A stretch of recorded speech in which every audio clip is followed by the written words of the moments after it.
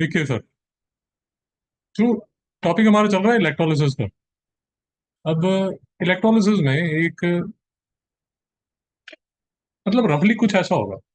अगर आप net net देखेंगे तो इलेक्ट्रोलिसिस में क्या होगा। एक आपके पास एनोड होगा। एनोड वो होगा जो पॉजिटिव एंड ऑफ टर्मिनल के साथ लगा होगा।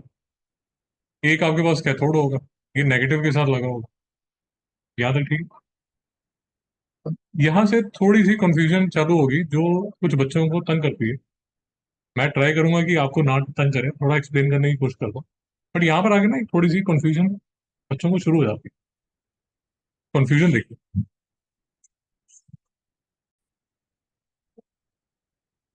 तो कंफ्यूजन कुछ ऐसी है कि आप जब भी इलेक्ट्रोलिसिस करेंगे तो जो अरेंजमेंट होगा ना, हमेशा ये तो रख लीजिए, हमेशा ऐसा ही होगा।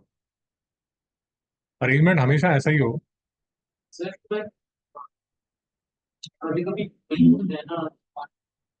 करेक्ट। करेक्ट। बिल्कुल ठीक कह रहे हैं आप। जी। जी। तो आप बिल्कुल ठीक कह रहे हैं कि कई बार ये हो जाएगा कि एक जो जो बाल्टी है वो खुद ही एक इलेक्ट्रोड होगी। आप बिल्कुल ठीक कह रहे हैं। वो जो आप एल्यूमिनियम की बात कर रहे हैं वो बिल्कुल ठीक कर रहे हैं। उसमें कई बार ये पूरी की पूरी जो बाल्टी है ये ही एक इलेक्ट्रोड होगा।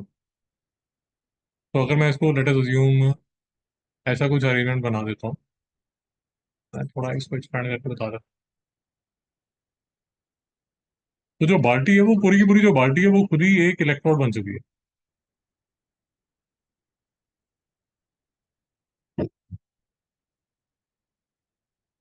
तो ऐसे मान लीजिए कि मैंने इसको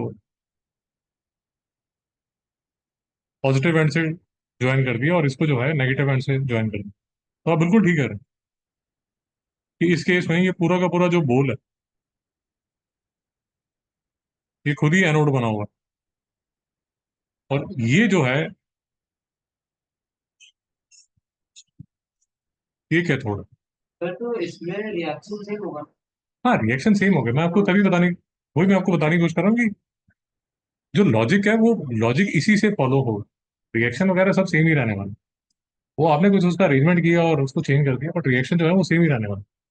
तो दैट इज वाई ये थोड़ा सा कॉम्प्लिकेटेड हो जाता है। तो ये वाला अरेंजमेंट यूजुअली बाद में कराया जाता है। तो शुरू शुरू में एक बेसिक सा जो अरेंजमेंट है वो ये वाला दिखा दिया जाता है, क्योंकि इसको समझना थोड़ा आसान हो जाता है। यहाँ तक मेरे साथ। अभी कंफ्यूजन जो स्टार्ट होगी वो कंफ्यूजन स्टार्ट होगी कुछ ऐसे कि फिजिक्स में जब आप करते हैं तो फिजिक्स में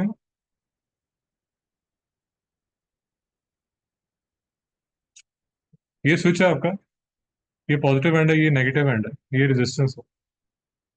यहाँ से इलेक्ट्रिसिटी भागती है। सो पॉजिटिव एंड से भागती है और नेगेटिव की तरफ जाती है। ठीक है। सो इसको बोला जाता है कन्वेंशनल करंट। तो जो कन्वेंशनल करंट है वो पॉजिटिव से नेगेटिव एंड में भागता है।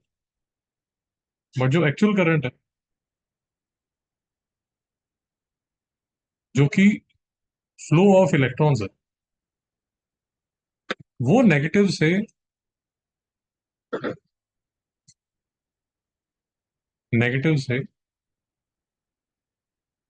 पॉजिटिव की तरफ भाग रहा है। भाई को समझ भी आ रहा है या शरीर के सारे अंगों को निहार रहा है? कौन सा कोई डाउट है? तो जो कन्वेंशनल करंट है वो पॉजिटिव से नेगेटिव भागता है। बट जो हमारा एक्चुअल इलेक्ट्रॉन्स हैं वो भागते हैं ये बाजू, यहाँ से, फिर यहाँ से, फिर यहाँ से, और फिर यहाँ से वापस। यहाँ तक मेरे साथ है? हाँ सर। अब यहाँ पर मैं कुछ एक दो चीजें आपके साथ डिस्कस करना चाहता हूँ, वो थोड़ा देख लीजिए।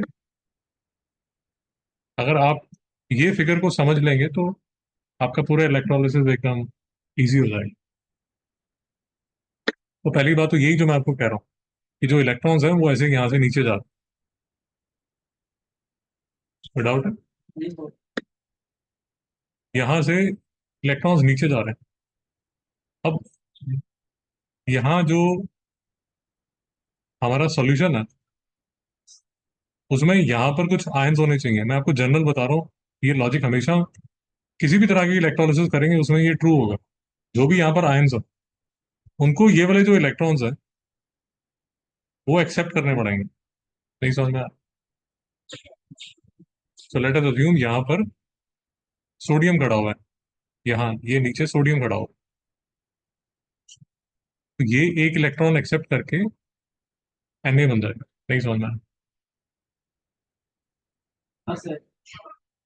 यहाँ पर अगर ये H प्लस है तो ये एक इलेक्ट्रॉन एक्सेप्ट करके H बन जाएगा। कोई डाउट है? तो सर क्या हर इलेक्ट्रोलिसिस में एक्चुअल करंट?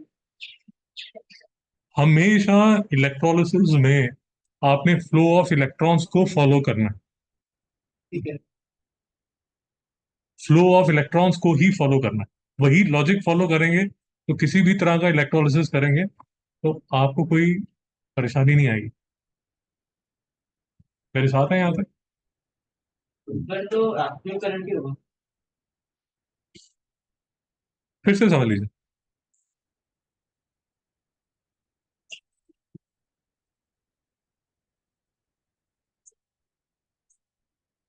फिजिक्स में ये हमारा कन्वेंशनल करंट है। ठीक है।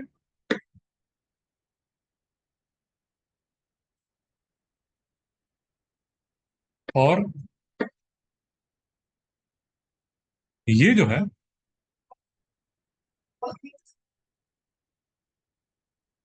ये एक्चुअल करंट है जो कि फ्लो ऑफ इलेक्ट्रॉन्स है। ठीक है। तो मैं सिर्फ एक पॉइंट आंसर ये कह रहा हूं कि आप इलेक्ट्रोलिसिस में एक्चुअल करंट जो कि फ्लो ऑफ इलेक्ट्रॉन्स है उसको फॉलो कीजिए। वो ऐसे,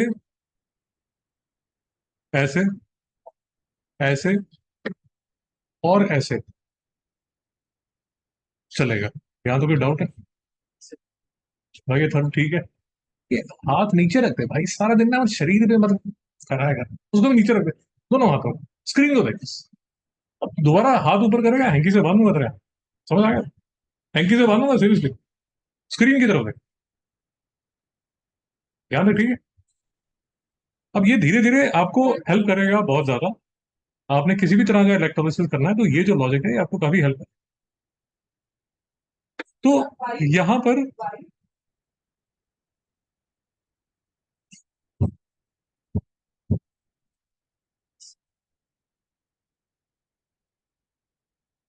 तो यहाँ पर जब इलेक्ट्रॉन नीचे आएगा तो इसको यहाँ पर नीचे जो भी आयन है, जो भी आयन है, कोई ऐसा आयन चाहिए जो कि इस इलेक्ट्रॉन को खाने को तैयार हो, खा ले।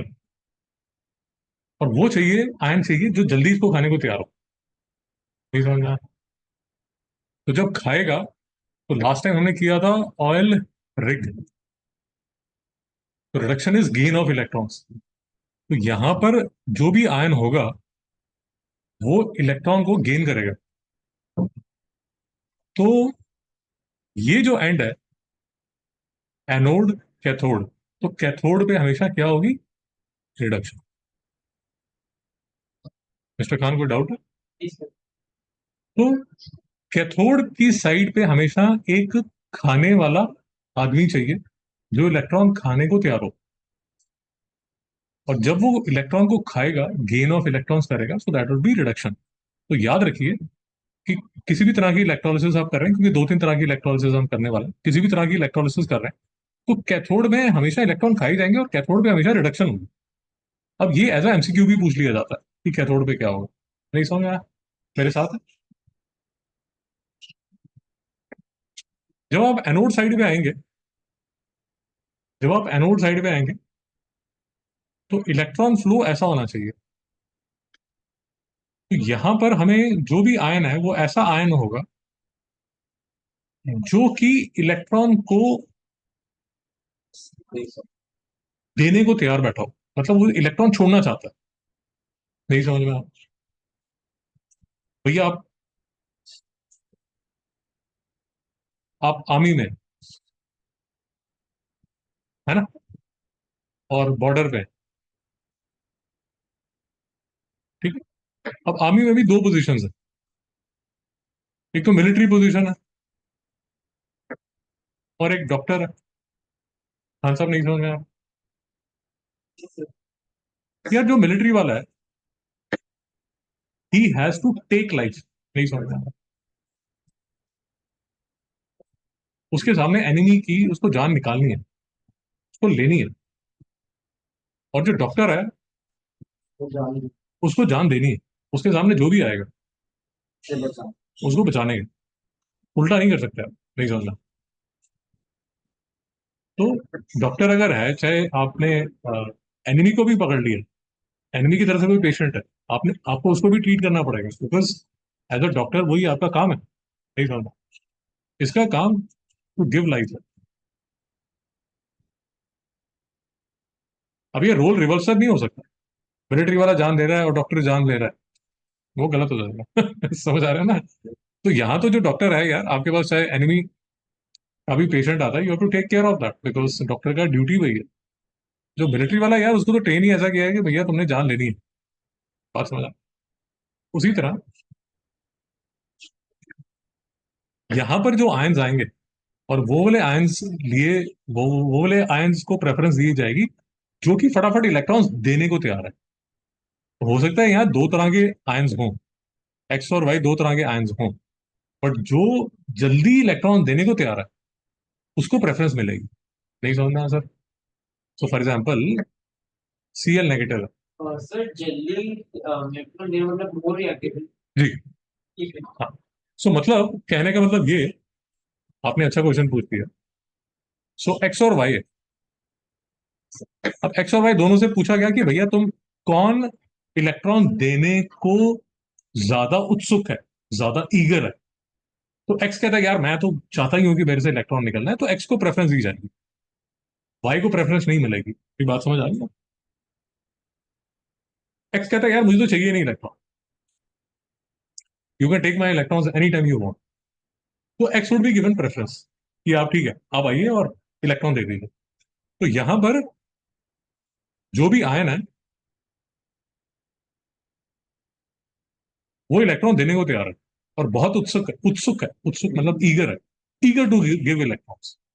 याद रखिए। तो यहां जो है इलेक्ट्रॉन्स दे देगा। और क्योंकि ये लॉस ऑफ इलेक्ट्रॉन्स यहां हो रहा है, तो एनोड पे हमेशा होगी ऑक्सीडेशन। नहीं समझ में? भाई ठीक है। तो इसलिए लास्ट टाइम हमने एक निमोनिक किया था, ऑयल रिग हमने किया था।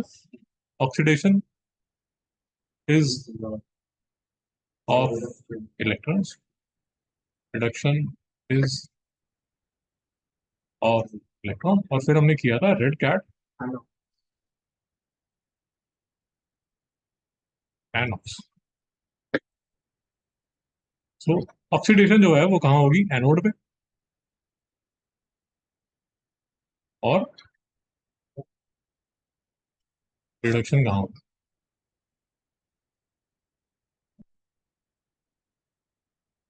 नहीं समझना। ये फंडा अगर आपको यही समझ आता है, 10th क्लास में समझ आता है, तो आप मेरी बात का यकीन रखिए कि 11th 12th में भी यही सेम फंडा यूज होगा। और 10th में अगर आप समझ गए तो 11th 12th में ज्यादा मुश्किल नहीं रहेगी। अगर आप 11th 12th में पढ़ना चाहते हैं, तो पढ़ना ही नहीं चाहते फिर तो छोड़। ये समझ आ गई? तो किसी भी तरह की जब इलेक्ट्रोलिसिस होगी, तो हर इलेक्ट्रोलिसिस में this would be the basic, this would be the basic procedure which would be happen her bar. Anode पे हमेशा ऑक्सीडेशन ही होगी, कैथोड पे हमेशा रिडक्शन ही होगी। इलेक्ट्रॉन फ्लो ऐसा ही होगा। मेरी आपसे रिक्वेस्ट है, एनोड को लेफ्ट साइड पे रख लीजिए, कैथोड को राइट पे रख लीजिए। और हमेशा याद रखिए कि जो इलेक्ट्रॉन फ्लो है, वो ऐसा क्लॉकवाइज ही होगा। ये याद कर लीजिए। क्योंकि कुछ दो तीन तरह के प्रोसीजर आप करेंगे, जैसे धीरे धीरे आप करेंगे तो कंफ्यूजन बढ़ती जाएगी। मतलब ओनली सेविंग ग्रेस इज कि अगर आपको ये टेम्पलेट समझ आ गई, तो it will help you a lot. जो भी मैंने अभी तक ज्ञान आपको दिया है उसको नोट कर लीजिए, अपने शब्दों में नोट कर लीजिए डायग्राम के साथ। शाबाश। देखिए, अब एक बहुत अच्छा क्वेश्चन मिस्टर जश ने पूछा है, वो ये पूछा है कि ये दो रिएक्शन जो आपने यहाँ पर लिखे, ये सोडियम पॉजिटिव और एच पॉजिटिव जो दो रिएक्शन लिखे, मतलब why would this reaction actually happen, ये वाला रिएक्शन होगा ही क्यों? जो Na प्लस है उसको एक इलेक्ट्रॉन चाहिए नहीं, और वो ऑलरेडी लॉस्ट है इलेक्ट्रॉन है, बस दिलाने की। अरे अरे अरे अरे, लड़ाई झगड़ा मत कीजिए, देख लीजिए। अभी मैं आपको समझा देता हूँ, मिस्टर खान अभी समझ है, मिस्टर जस्ट जो कह रहे हैं वो आपको अभी समझा देता हूँ। तो खान साहब, मिस्टर जस्ट ये कह रहा है कि एनए जब पैदा हुआ तो उसकी लाइफ का ड्राइव क्या था? उसकी लाइफ का ड्राइव ये था कि वो बनना चाहता था N A positive plus one electron, यही चाहता था ना एनए।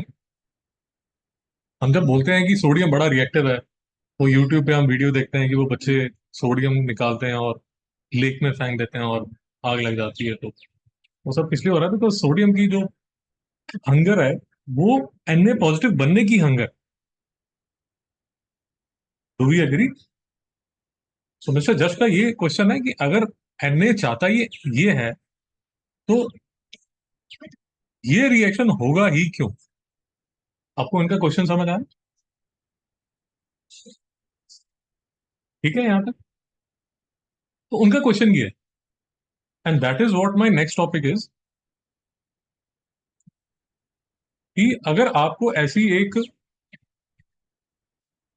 लिस्ट दी जाए, लेट अस अज्यूम मैं आपको ऐसी एक लिस्ट ऑफ मेटल्स देता हूं, ये potassium, calcium, sodium, magnesium, aluminium, zinc, iron, nickel, tin, lead, hydrogen, copper, mercury, silver, gold. Sir इसमें याद कर। ये एक्टिविटी सीरीज है सर, ये तो एनीवेज आपको याद करनी है, ये आपको रटना है, यूजुअली क्लास 9 में रटा दिया जाता है। इसके काफी निमोनिक्स वगैरह भी हैं, बच्चे इसको याद करते हैं, तो ये रटना पड़ेगा आपको, एक्टिविटी सीरीज बोलते सर हैं, रटना पड़ेगा सर।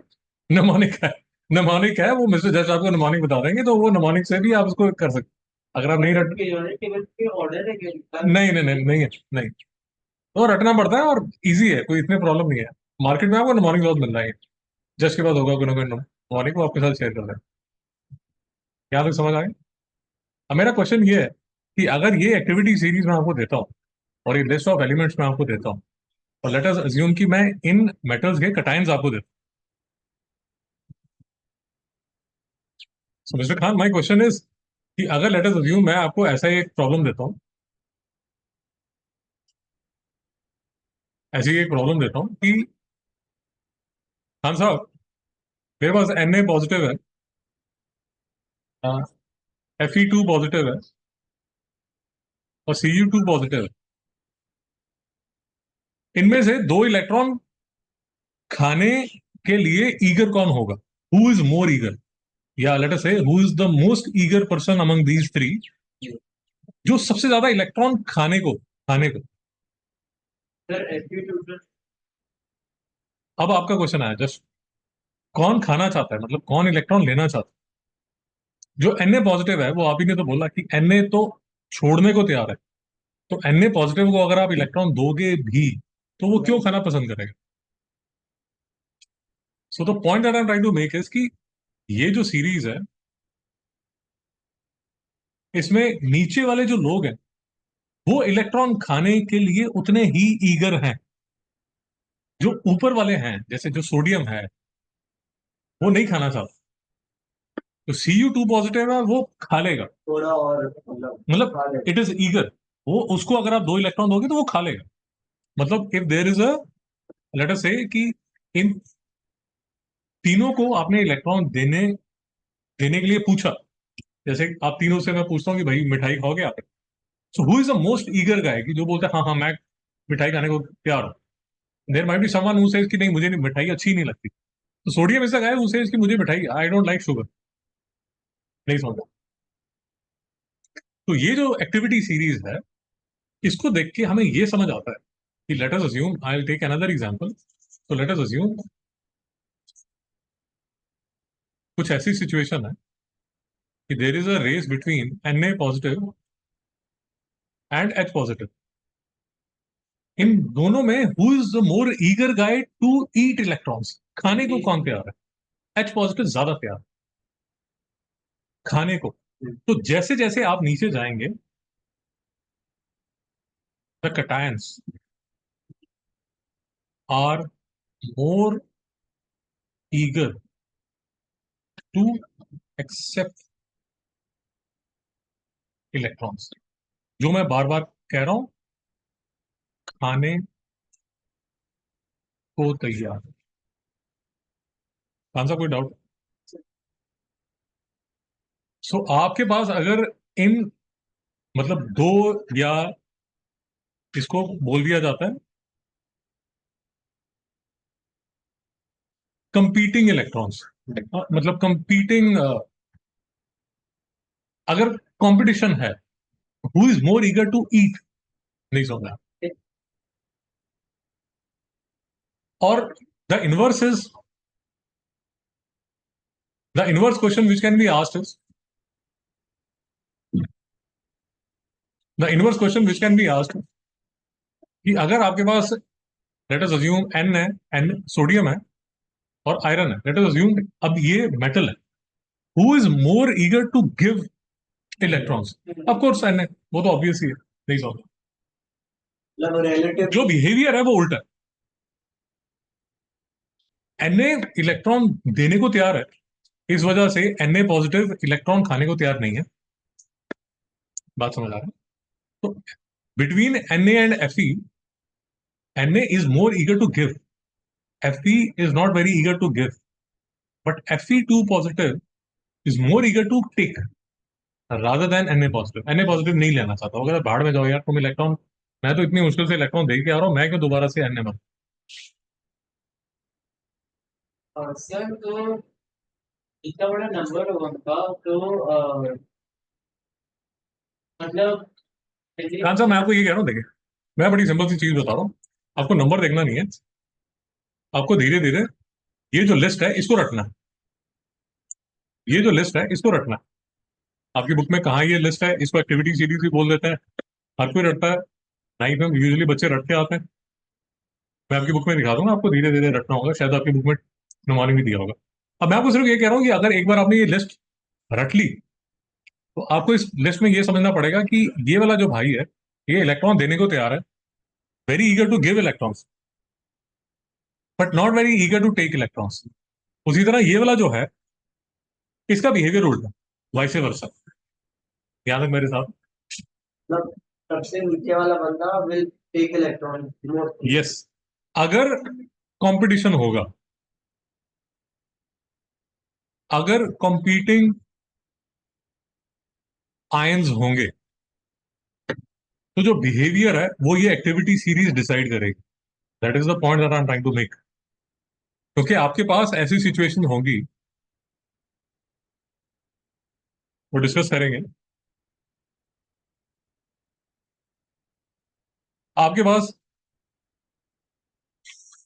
कंपीटिंग सिचुएशन होगी, दो कैटायंस होंगे या दो अनायंस होंगे, उनमें कंपीटिंग बिहेवियर होगा, कौन डिस्चार्ज होना चाहता है या जैसा भी होगा। तो उसमें कुछ आपको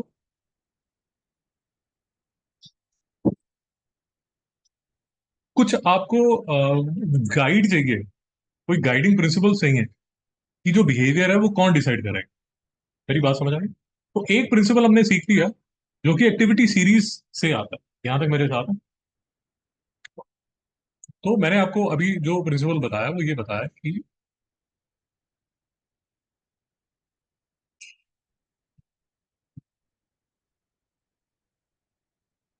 मैंने आपको ये अभी ये बिहेवियर समझाया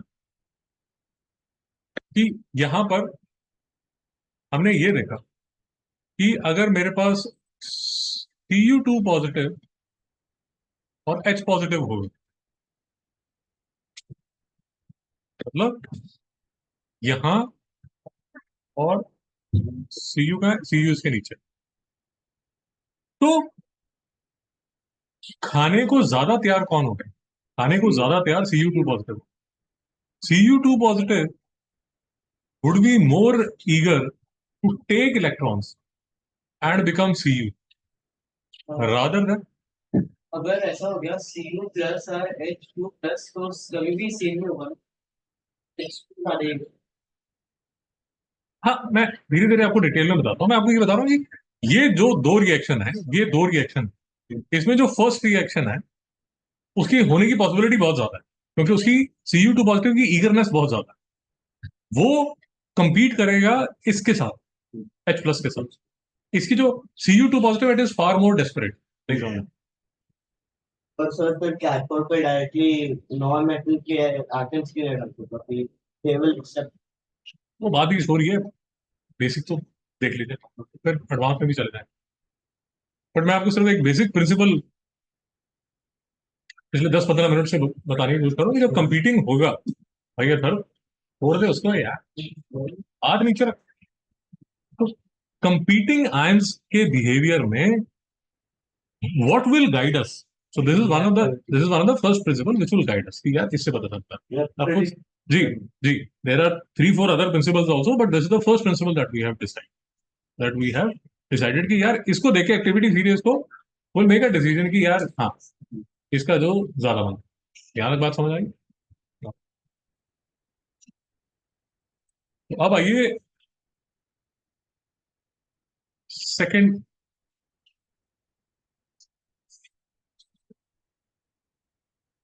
सेकंड बात है। मैं इस पे भी, देखिए, मैं वन ऑफ द रीजन मैं इस पे भी ज्यादा, इलेक्ट्रोलिसिस में भी ज्यादा इसलिए दिमाग खा रहा हूँ बिकॉज मैं बार बार आपको कह रहा हूँ ये बहुत इजी टॉपिक है। आप लॉजिकल है, इजी है, जल्दी कर पाएंगे।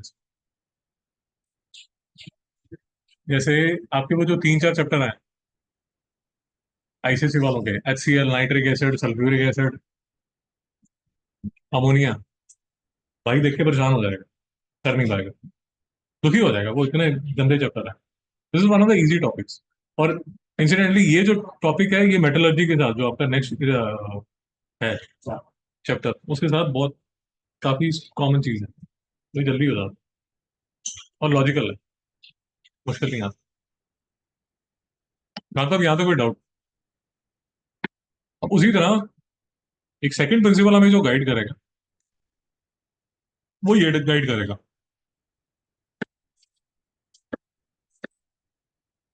अगर आपके पास ये कंपीटिंग अनायंस है, sulphate, nitrate, chloride, bromide, iodide, hydroxide, तो इसमें जो सबसे जल्दी इलेक्ट्रॉन छोड़ेगा वो नीचे वाला सबसे जल्दी छोड़ेगा। और जैसे जैसे आप ऊपर आएंगे, मतलब जो सल्फेट है वो इलेक्ट्रॉन छोड़ने को तैयार नहीं है। फिर से देख लीजिए, अगर आपके पास OH नेगेटिव और SO42 नेगेटिव, इन दोनों से पूछा जाए कि कौन इलेक्ट्रॉन छोड़ेगा, छोड़े, oil, rig. Rig is gain of electrons, oil is loss of electrons. तो ठीक है ना, ऑक्सीडेशन। तो OH नेगेटिव से या सल्फेट 2 नेगेटिव, अगर ये दो कंपीटिंग अनायंस है और आप देखना चाहते हैं कि कौन जल्दी इलेक्ट्रॉन छोड़ेगा, तो OH नेगेटिव जो है वो जल्दी इलेक्ट्रॉन छोड़ने को तैयार होगा। कहने का मतलब OH नेगेटिव, खान साहब, ऐसे करके ना, कुछ ऐसे करके मैं आपको रिएक्शन दिखाता हूँ। ये रिएक्शन है जो हम एक बार एक लेक्चर में हमने डिस्कस भी किया था, ये आपको रटना पड़ेगा। तो OH नेगेटिव जब भी आपको नीचे बाल्टी में नजर आए, तो वो फटाफट डिस्चार्ज करके ये ऑक्सीजन H2O करके 4 इलेक्ट्रॉन को छोड़ देगा। ये रटना पड़ेगा। कहाँ साहब, यहाँ तक डाउट है? फिर से देख लीजिए, फिर से देख लीजिए। आपको इलेक्ट्रोलिसिस कर रहे हैं, जहां बाल्टी में नीचे सेपरेटली करता हूँ। यहाँ क्या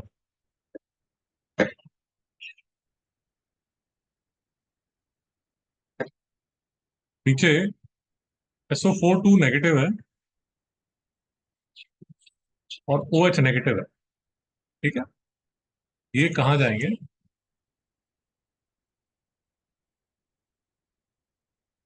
यहाँ, यहाँ, यहाँ, यहाँ। ये इलेक्ट्रॉन फ्लो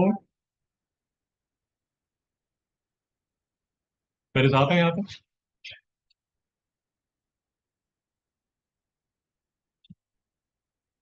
ये और ये जो है, ये दोनों यहाँ भागेंगे, इसकी तरफ चिपकेंगे, और फिर यहाँ पर डिसाइड किया जाएगा कि कौन डिस्चार्ज होगा। क्या ये डिस्चार्ज होगा या ये डिस्चार्ज होगा? अब मैं जो चिल्ला चिल्ला के बोल रहा हूँ वो ये बोल रहा हूँ कि आपको ये लिस्ट से पता चलेगा। फिर OH जी, ये लिस्ट से पता चलेगा कि OH नेगेटिव जो है वो डिस्चार्ज जल्दी होगा, सल्फेट नहीं होने वाला। तो और OH नेगेटिव जब डिस्चार्ज होगा तो ये रिएक्शन यहां पर बनेगा, ये 4 OH नेगेटिव। फिर तो OH के बाद SO4 2 माइनस के बाद होगा ना। नहीं होगा, वो बैठा रहेगा वहीं, ठीक है। वो वहीं बैठा रहेगा। बस हो तो आप लिखेंगे कि एनोड पे ऑक्सीडेशन हुई, लॉस ऑफ इलेक्ट्रॉन्स किसकी? Hydroxide ion. जो सल्फेट 2 नेगेटिव है वो पतीले में ही घूमता रहे, वो डिस्चार्ज नहीं होगा। तो यहाँ से जो डिस्चार्ज होगा, वाटर तो वाटर ही है, यहाँ से ऑक्सीजन। तो आपका एमसीक्यू आएगा, आपका भी एमसीक्यू आएगा। तो एक एमसीक्यू आएगा, वो नेक्स्ट उसमें करेंगे। एनोड पे क्या लिबरेट होगा? एनोड पे लिबरेट होगा ऑक्सीजन। ऑक्सीजन किस रिएक्शन की वजह से? इस रिएक्शन की, याद है मेरे साथ। So this is the second guiding principle that we will be using. नहीं समझ रहा? ये दूसरा।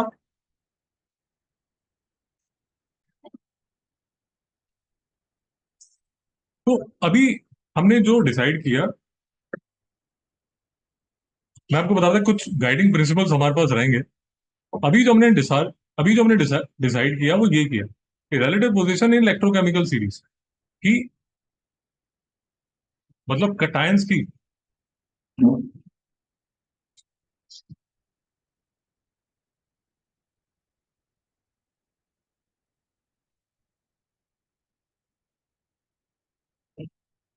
कटायंस की, अनायंस की, अगर कंपीटिंग सिचुएशन आएगी जहां कंपटीशन है कि दो कटायंस है और उनको डिस्चार्ज होना, या दो अनायंस है उनको डिस्चार्ज होना, तो दो में से किसको सिलेक्ट करेगा?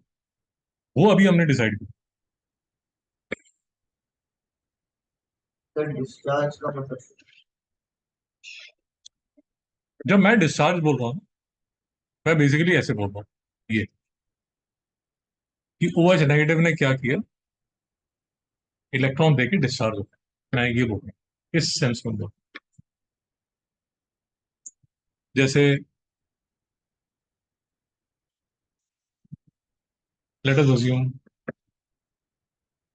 ये रिएक्शन हुआ, तो मैं बोल रहा हूँ कि यहाँ ब्रोमीन जो है वो डिस्चार्ज हो गया, यहाँ लेड जो है वो डिस्चार्ज हो गया, उसने अपना चार्ज छोड़ दिया। बेसिकली मैं इस सेंस में मैं, क्योंकि चीजें बड़ी एब्स्ट्रैक्ट सी होती जा रही है, मैं एग्जांपल के साथ अभी आपको दिखा देता हूँ। तो जैसे ये कोई इलेक्ट्रोलिसिस हम करेंगे, इलेक्ट्रोलिसिस ऑफ एसिडिफाइड वाटर। अब इसमें तीन तरह के आयंस आपको मिलेंगे। OH नेगेटिव मिलेगा, SO4 2 नेगेटिव मिलेगा, जो कि एनोड पे लड़ाई कर रहे होंगे, बट कैथोड पे सिर्फ H पॉजिटिव होगा, तो यहाँ तो कोई कंपीटिंग आयन नहीं है, तो H प्लस ही डिस्चार्ज होने में। बट ये साइड पे ये कंपीटिंग आयन है।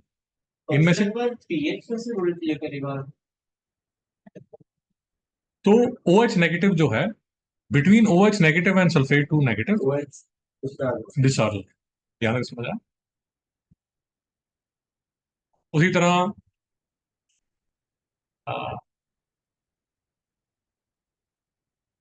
यहाँ तो नहीं है competing ions, but let us assume ये हम करेंगे इलेक्ट्रोलिसिस ऑफ कॉपर सल्फेट करेंगे, है ना। कॉपर सल्फेट में फिर से हमारे पास कंपीटिंग आयंस होंगे। कैटायंस में Cu2 पॉजिटिव और H पॉजिटिव होगा। अ, यहाँ अनायंस में हमारे पास दो अनायंस होंगे, सल्फेट 2 नेगेटिव और OH नेगेटिव। अब मैं आपको ये बता रहा हूँ कि यहाँ पर ये इन दोनों के बीच में कंपटीशन, यहाँ पर इन दोनों के बीच में कंपटीशन, तो वो फर्स्ट जो गाइडिंग प्रिंसिपल है हमारा, relative position in electrochemical series, वो डिसाइड करेगा कि कौन डिस्चार्ज होगा। कांता कुछ समझ आ रहा है नहीं यार? आप जो क्वेश्चन पूछ रहे हैं वो किसी और कॉन्टेक्स्ट में, मैं अभी आपको बता दूंगा। पीएच यहाँ पर अभी लगेगा नहीं।